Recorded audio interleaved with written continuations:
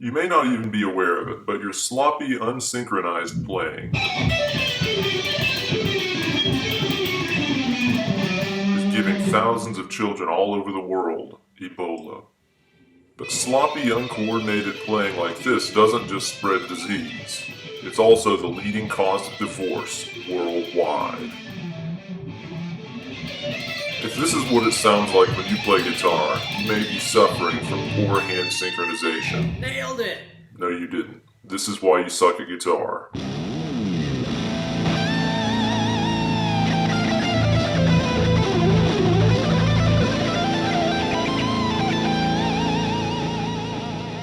Hello kids, and welcome to a brand new installment of This Is Why You Suck at Guitar. Here with your biological stepdad, Uncle Ben. On this episode, I'd like to talk with you guys about hand synchronization, because hearing you play like this is pissing me off. You gotta get those mitts in sync if you ever want to get chicks and make money with your guitar playing. Let me break this down for you kids. It doesn't matter how quickly you can vibrate your arm hand over here while you wiggle your hand fingers over on this guy if they're not wiggling and vibrating exactly in sync with each other. If the left hand is saying 6 notes, the picking hand should also be saying 6 notes, and they should be doing it at exactly the same time. I've got to show you some tips and tricks for mental and physical organization to get both of those hands back on the right track. You'll leave this lesson with a better understanding of rhythmic subdivision as well as some great tips and tricks to get your hands in sync with each other, no matter if you're playing lead or rhythm guitar. If not, I will give you your money back. Now before we start getting hot and heavy with each other, let me put something out there. One of the big themes you're going to catch through this lesson is making sure that both hands are in agreement with each other about how many notes are being played and getting them totally on the same page as each other. That's the basic idea. Now, I'm not saying that that's a rule and they always have to be in sync with each other. Sometimes it can be really cool if the right hand is totally outrunning the left hand and just kind of tremolo picking wildly through a phrase. We've heard Eddie Van Halen do that a million times. Another really cool example is the ending phrase of the Bark at the Moon guitar solo by Jakey Lee. The two hands are definitely not in sync with each other on that lick. The right hand is really outrunning the left, but it sounds really cool. It gives us this frantic kind of running off the track sort of sound.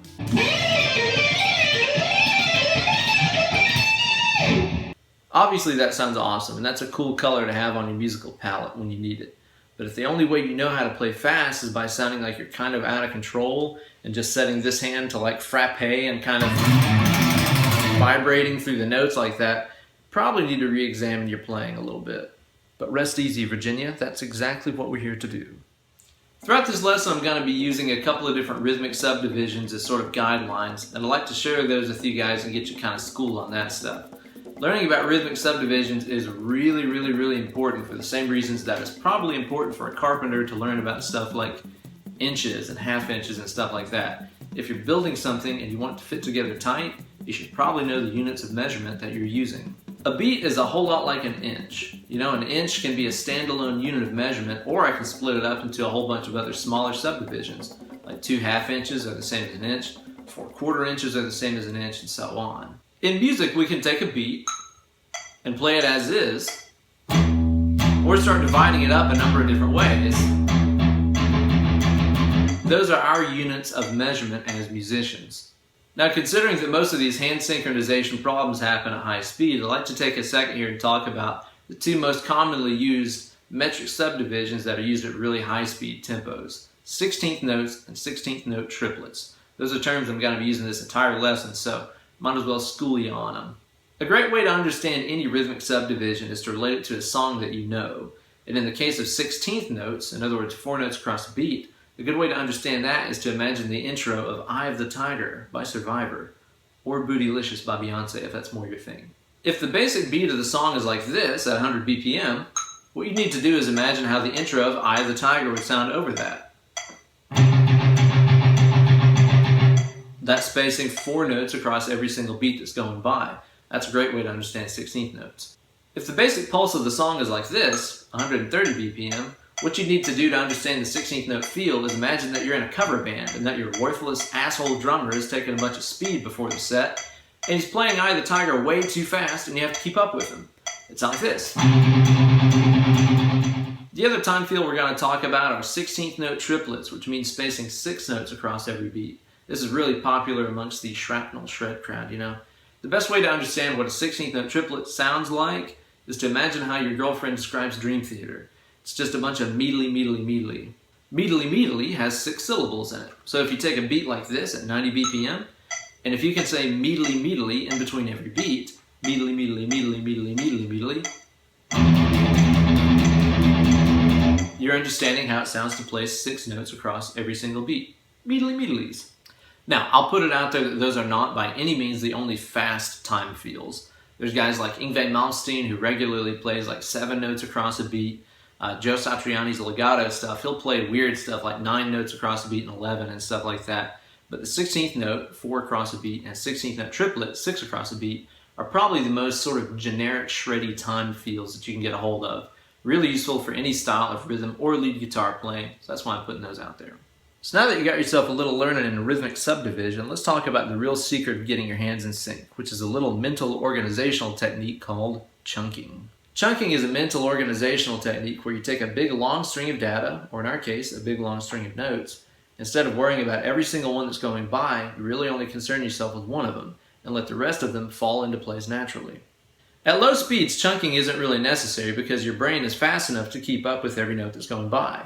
So in other words, if I was playing 5, 6, 7, 8, like a little chromatic thing on the low E string here, it's pretty easy if the beat is going like this to concentrate on every single note and go 5, 6, 7, 8, 5, 6, 7, 8, 5, 6, 7. But at high speeds, it gets really hard to coordinate your brain and your hands and cooperate that way and go 5, 7, 8, 5, 6, 7, 8, 5, 6, 7, 8. It just doesn't really work that way.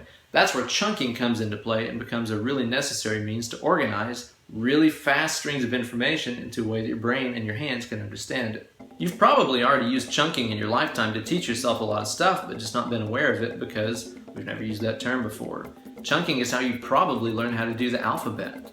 You didn't learn the alphabet by learning the first letter is A, second letter is B, the third letter is C, and so on. You learned it by going A, B, C, D, E, F, G, H, I, J, K, L, M, N, O, R, Q, R, S, T, U, V, W, X, Y, Z. Again, you organize that huge stream of information into worrying really just about the first letter of each of those little chunks. A, B, C, D, E, F, G, H, I, J, K, and so on. If you were concentrating on every single letter that went by, it probably would have been too much for your little brain to handle, but when you put it into chunks, it's a lot easier to manage.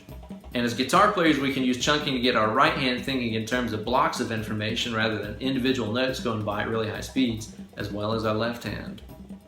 I use chunking all the time in order to keep my picking hand straight whenever I'm playing really smoking fast thrash metal rhythm guitar stuff. Like think about that guitar solo section in the song Battery by Metallica. It's all on E and it's straight 16th notes at about 180 BPM, which is fast as shit. To the untrained ear, it might just sound like really fast low E string action, so they just end up picking like the absolute dickens, but not really keeping in time. Now, to somebody who knows what they're doing a little bit better, what you'd understand is if this is the tempo, well, the low E string is going by in 16th notes. Again, Eye of the Tiger. Think about super mega fast Eye of the Tiger, and you start to understand that it's 4 notes going by across every single beat. It sounds something like this. At those kinds of speeds, that's really just too fast for your brain and your arm hands to reliably go 1, 2, 3, 4, 1, 2, 3, 4, 1, 2, 3, 4, 1, 2, 3, 4, but at a really high pace, reliably and solidly. You'll end up getting lost somewhere in there. So what I start doing at those higher tempos is taking that group of 4 notes that's going across every beat and only worrying about the very first one. As long as you understand the rhythmic subdivision, in this case 16th notes, Eye of the Tiger, 4 across a beat, whatever, the rest of those other notes, the other 3 that I'm not even worrying about, will fall into place naturally. Let me demonstrate what I'm talking about here by setting the metronome at about 135. Now even at that speed, that's too much for my brain and my hands here to reliably go 1, 2, 3, 4, 1, 2, 3, 4, 1, 2, 3, 4, and not slide off the tracks at some point. It's really tough to keep up with. So what you start doing when you chunk that information is to take each of those little bites of knowledge, 1, 2, 3, 4, and really only concern all of your efforts mentally and physically on one. In other words, the note that starts every one of those chunks out. Make sure that guy is in line and everything else will fall into place naturally. As long as you understand you're not just playing fast, you're playing 16th notes, 4 across a beat, you know?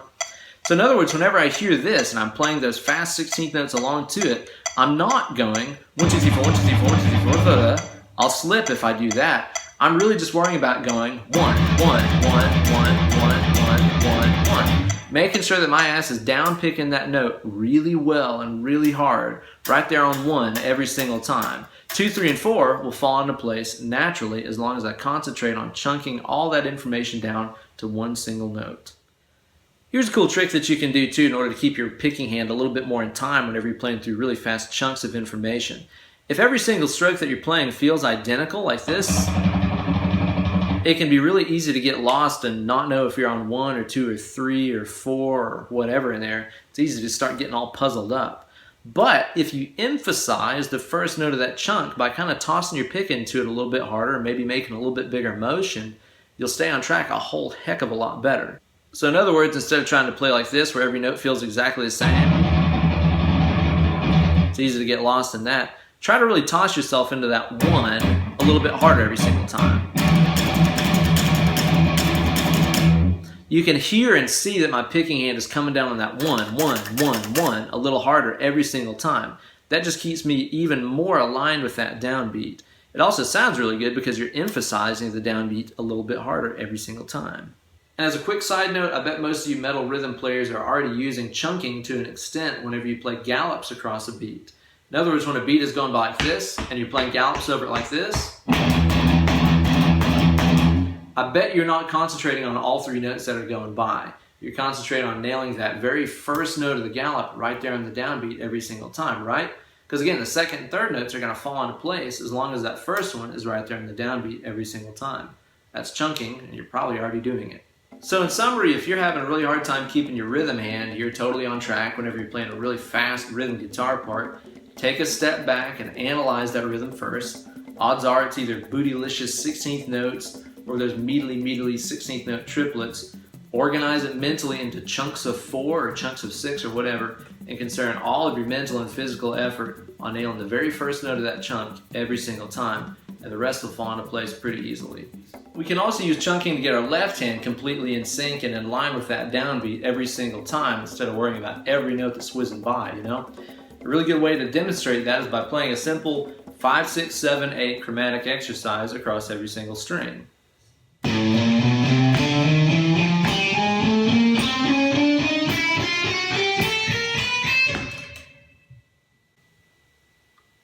That's a spider.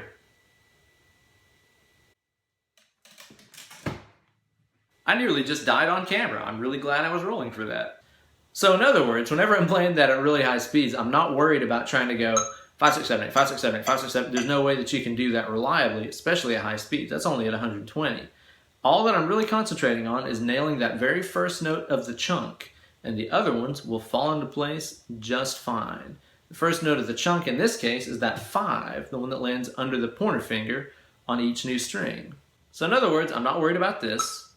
5, 6, 7, 8, 5, 6, 7, 8, 5, 6, there's no way to stay in time with that. I'm just worried about going 5, 5, 5, 5, 5, 5, 5, 5. Making sure this guy is landing right there on the mark every single time. The other notes will fall into place. To give you an example of how left-hand chunking feels over some 16th note triplets, in other words, meatlies, let's take a classic Paul Gilbert lick and kind of analyze how I would chunk that out in my brain. Here's what I'm playing. On the A string, I'm playing 7. Low E string, I play 10, 8, 7, 8, 10, and that's it. That's 6 notes. 1, 2, 3, 4, 5, 6. And I'm going to play that phrase one time over every single beat. So if I was playing that lick across a beat of 100 BPM, what I would need to do is imagine my meatlies to get me in that 16th note, 6 across a beat sort of time feel. Meatly. And then I would play it, and it'd sound something like this.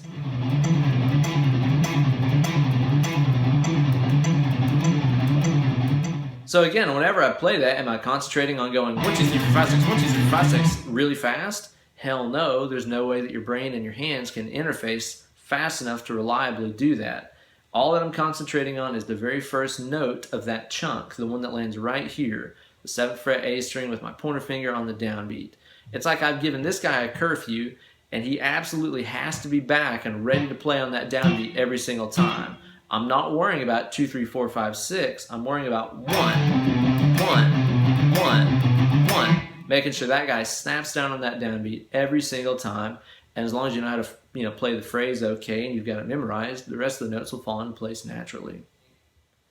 Another really important thing to check for here whenever you're trying to get your fingers really in sync with each other is making sure that your left hand isn't feeding your right hand a bunch of bullshit. For most of us, our rhythm lies dominantly in our right hand. That's the one we think of being the rhythm hand, right? Our left hand will just kind of sit on a chord, meanwhile our right hand is the one being active and strumming out a rhythm and everything. So for a lot of us, our left hands end up a little bit stunted in expressing rhythm as well as our right hand does. And if this guy is not on time, and this guy is perfectly on time, it still amounts to complete bullshit. The left hand has to have perfect timing just as well as this guy does. Here's a great way to check and see how good your left hand timing is. Take your right hand and dampen out the strings up here by the note of the guitar. I'm not mashing or anything like that. I'm just dampening so that the strings are dead and I won't have any open string noise. Now from there, put a metronome on and try to practice any of your favorite scalar or chromatic exercises with the left hand exclusively and see if that guy's rhythm is spot on or if it sounds like shit. I'm going to do that 5, 6, 7, 8 chromatic exercise we did earlier here with our Eye of the Tiger feel. Ducka, ducka, ducka, ducka, ducka, ducka. Checking to see if my left hand is totally in sync and landing on those downbeats right where it should. Now again, as I play this, I am chunking again. I'm only worrying about this as I play through that sequence, making sure my pointer finger lands on that new string on fret 5 every single chunk.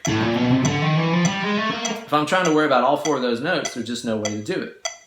Simply put, no matter how good this guy's sense of time is, if this guy's sense of time isn't equally as good, it's going to sound terrible. It's also a really great exercise to do to check out how good your hammer-ons and pull-offs are as well, if they can really carry you through without even a single pick stroke to make a set of hammer-ons or pull-offs work. Really good exercise for anything, but most importantly, a great way to see if your left hand has as good a rhythm as you think it does.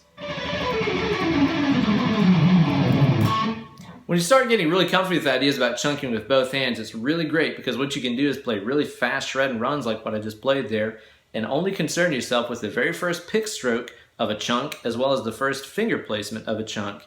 And you don't really concentrate on much else other than nailing those notes really freaking well, and everything else will fall into place. So for example, let's say I was playing through a really fast lick in an A major scale, like what I was doing a second ago. This is going to be a 3-note per string thing. Here's the scale pattern from low to high. It'll go 5, 7, 9, 5, 7, 9, 6, 7, 9, 6, 7, 9, 7, 9, 10, 7, 9, 10. And let's say we want to take those 3-note phrases and turn them into 6s, meedly-meedlies, right? By playing each string's notes twice. So you play 5, 7, 9, 5, 7, 9, 5, 7, 9, 5, 7, 9, 6, 7, 9, 6, 7, 9, and so on. Now, whenever I'm playing that at really high speeds, I'm not concentrating on all 6 notes on the string. I'm concentrating on nailing the very first one only. That one, that one, that one, that one, that one, and that one. Whenever you start thinking that way, instead of trying to worry about every single note that's going by, you can really tie both hands together and say, you guys have to nail this note right on that downbeat every single time. The rest of the notes will fall into place on their own as long as you worry about getting that guy right there with both hands every single time.